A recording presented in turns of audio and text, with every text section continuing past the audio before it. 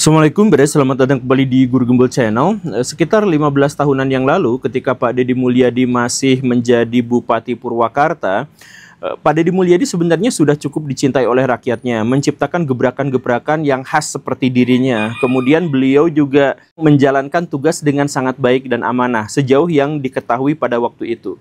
Tetapi betapapun beliau itu menjalankan tugas dengan sangat baik dan amanah dan dicintai oleh rakyat, ada satu kelompok masyarakat yang benci luar biasa kepada Pak Deddy Mulyadi. Siapa mereka? FPI, pimpinan Pak Habib Rizik Syihab.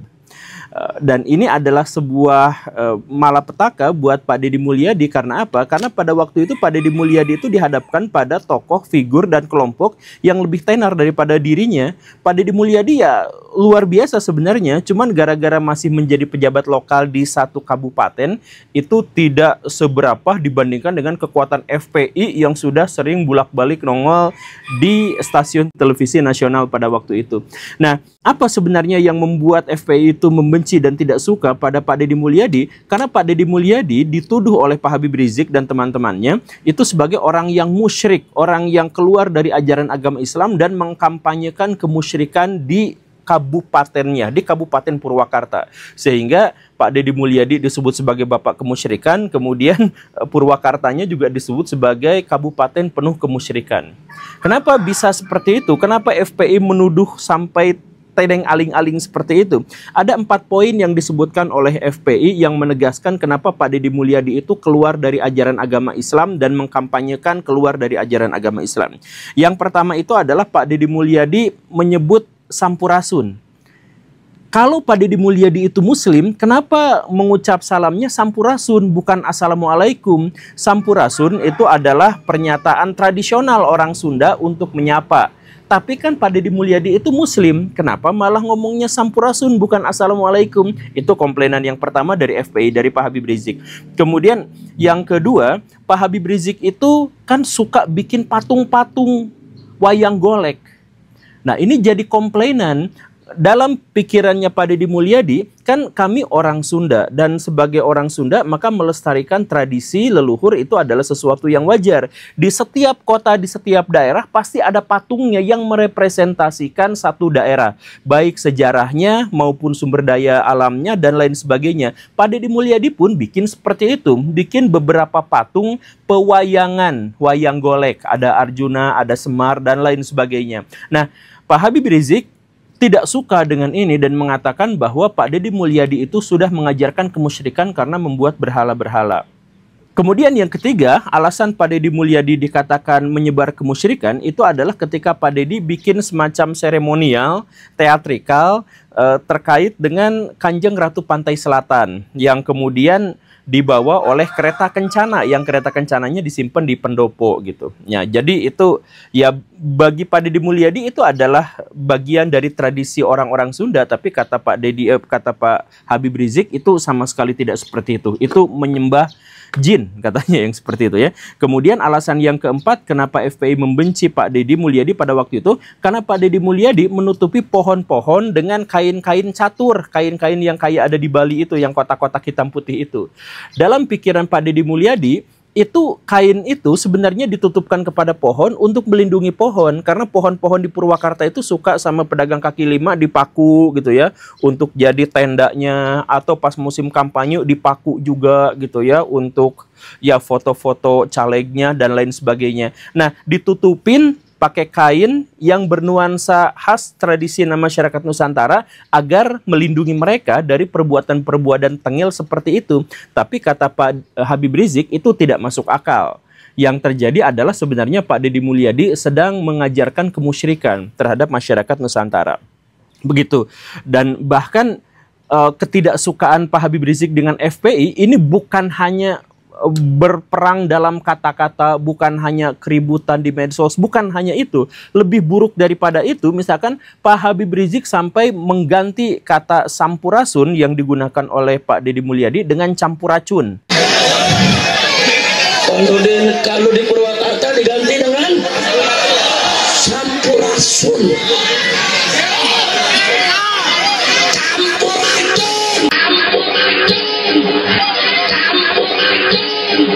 Jadi mengejek tradisi Sunda karena mengira Sampurasun itu adalah pesaing dari Assalamualaikum gitu ya, campur racun gitu ya.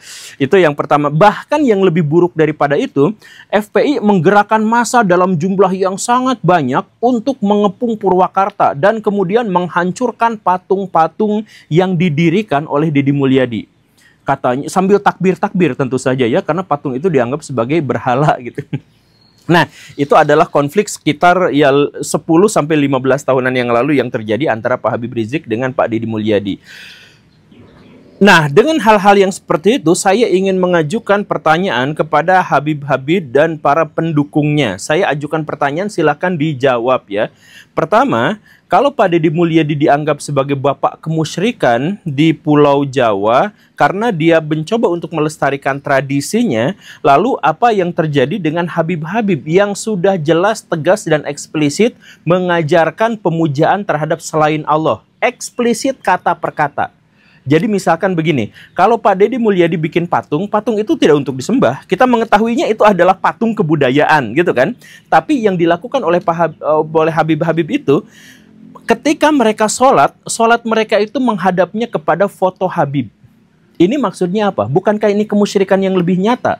Jadi Habib-Habib itu kalau sholat itu menghadapnya foto Habib. Karena foto-foto itu dipercaya oleh mereka itu bisa memberikan keberkahan, bisa mengatasi masalah-masalah mereka, bisa menjadi solusi-solusi bagi mereka. Kalau mereka minta, mereka menganjurkan mintanya pada foto.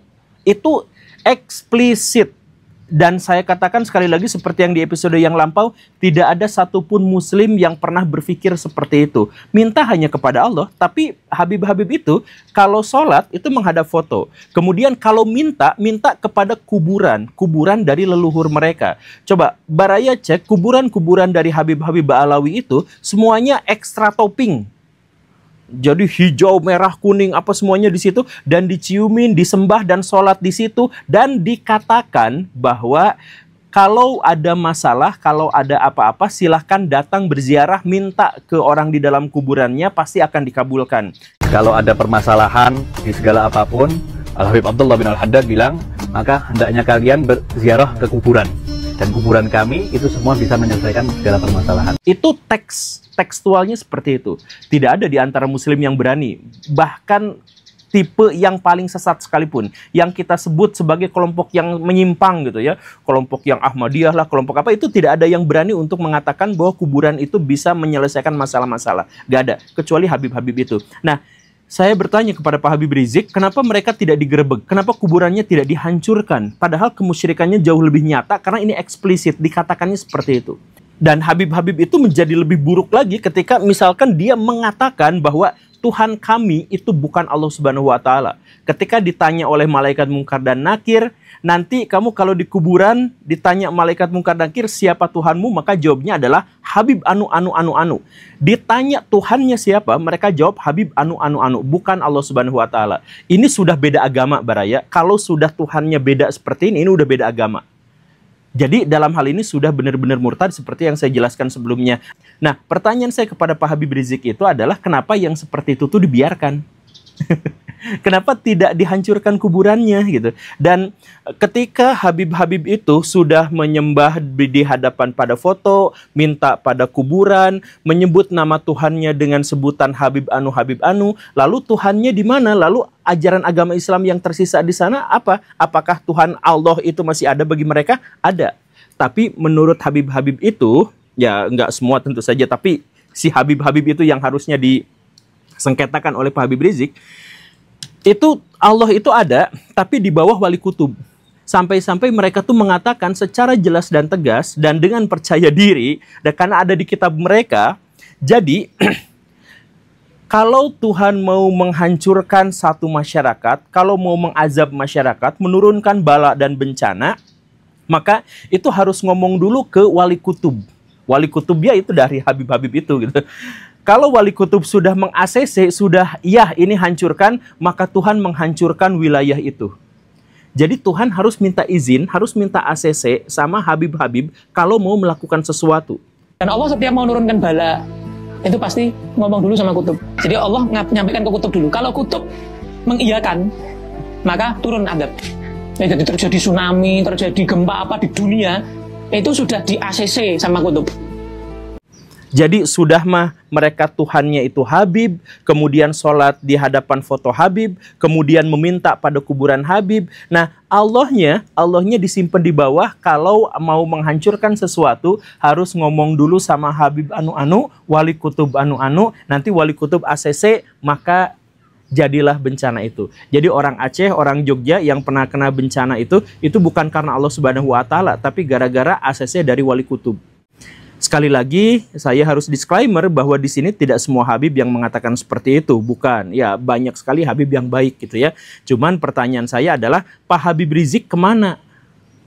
Ketika Pak Habib Rizik menganggap bahwa patung-patung kebudayaan itu adalah kemusyrikan, mereka yang Habib-Habib itu secara eksplisit, tegas, jelas, pasti, dengan kata-kata, langsung dengan ikrar. Mereka mengatakan Tuhan mereka bukan Allah. Mereka mengatakan bahwa Allah itu kalau mau menimpakan satu bencana itu harus ngomong dulu sama wali kutub. Mereka mengatakan begitu. Kemana Pak Habib Rizik? Coba saya tanya.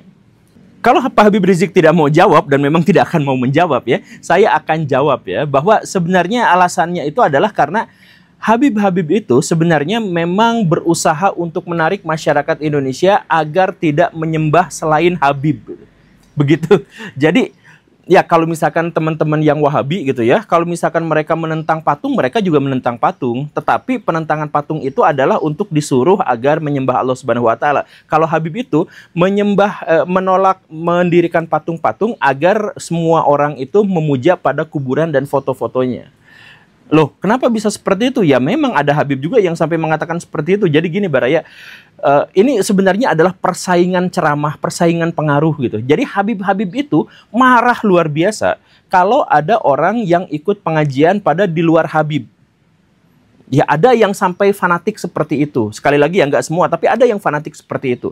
Jadi kemarin misalkan ada haul ziarah gitu ya, ziarah ke leluhurnya para Habib itu. Harusnya dihadiri oleh banyak orang. Tapi ketika ada ulama-ulama pribumi yang buka pengajian di waktu yang bersamaan dengan ziarah itu, mereka tuh marah-marah sampai mengeluarkan kalimat-kalimat kotor dan kasar. Untuk menegaskan kenapa sih ulama-ulama Nusantara itu berani-beraninya untuk buka pengajian, padahal di sini ada pengajian yang memuliakan leluhur mereka. Itu marahnya luar biasa. Ada orang Malang tanggal 6, tanggal 7 kok masih buka majelis, itu namanya picak gitu. Dari Bandung, dari Jakarta, Kalimantan semuanya datang. Itu panitia sedia nasi kotak 200.000 masih nggak cukup. Itu majelis ente arahkan ke ente, apa ente arahkan ke aulia, ke Allah, ke Rasulullah. Kalau orang ada adab sama wali, nggak berani dia bikin majelis. Ada acara roha, maulid, libur majelis. Nggak ada waktu aja. Hadir bawa semua ke Habib Abu Bakar. Ada hallnya imamen libur. Kalau ada majelis malam minggu kok masih buka, nggak tahu picak itu mungkin yang khodibul majelisnya itu. Ya karena apa? Karena ya seperti yang dilakukan Pak Habib Rizik, jadi mereka menghancurkan kemusyrikan dan sebagainya, sebenarnya bukan menghancurkan kemusyrikan, tapi agar mereka memuja Habib mereka. Makanya Pak Habib nggak pernah itu menghancurkan inti dari kemusyrikan itu, nggak pernah gitu. Yang ada adalah pengangkatan kembali harkat martabat leluhur dari Habib-Habib itu. Makanya ya tadi itu, pengajian tidak boleh dilaksanakan kalau ada pengajian atau ziarah kubur dari para Habib-Habib itu. Kemudian menikah, Habib-Habib itu boleh menikahi siapapun, tetapi orang pribumi tidak boleh menikah dengan mereka. Tidak boleh, yang laki-laki pribumi tidak boleh menikahi perempuan dari kalangan itu. Karena apa? Tidak setara. Itu tegas mereka mengatakan tidak setara, tidak sekufu. Mereka mengatakan seperti itu. Nah, kemudian apalagi mereka itu menegaskan kepada orang-orang bahwa Habib-Habib itu derajatnya selalu lebih tinggi daripada orang biasa. Orang biasa ketemu sama Habib itu kakinya wajib diciumin, yang Habibnya itu. Cium yang pakai ditindihin, cium. Mahal kholwahnya beliau. Cium yang sujud. Ini mahal kholwahnya ibadahnya beliau. Pernah dibilang katanya Istama ajami aulia asri fi hadzal haji. Seluruh aulia. Begitu pikiran mereka itu katanya adab gitu ya. Dan mereka itu kerap kali mengolok-olok tradisi leluhur orang-orang Nusantara, digantikan dengan tradisi leluhur mereka gitu. Makanya kalau misalkan ngadain haul gitu ya, ngadain apa, mereka tuh haulnya itu, ziarahnya itu ziarah kepada nenek moyang mereka, tapi menyebutnya itu haul Solo, haul Gresik gitu. Karena semua orang Solo memang harus ke situ, Gresik harus ke situ, dan lain sebagainya yang seperti itu gitu. Jadi penjajahan yang luar biasa. Sekarang Baraya bayangkan, masyarakat Nusantara itu adalah masyarakat yang multikultural, multi etnis. Kita senang disebut sebagai bangsa yang beda-beda bahasa. Kita senang disebut sebagai bangsa yang beda-beda budaya.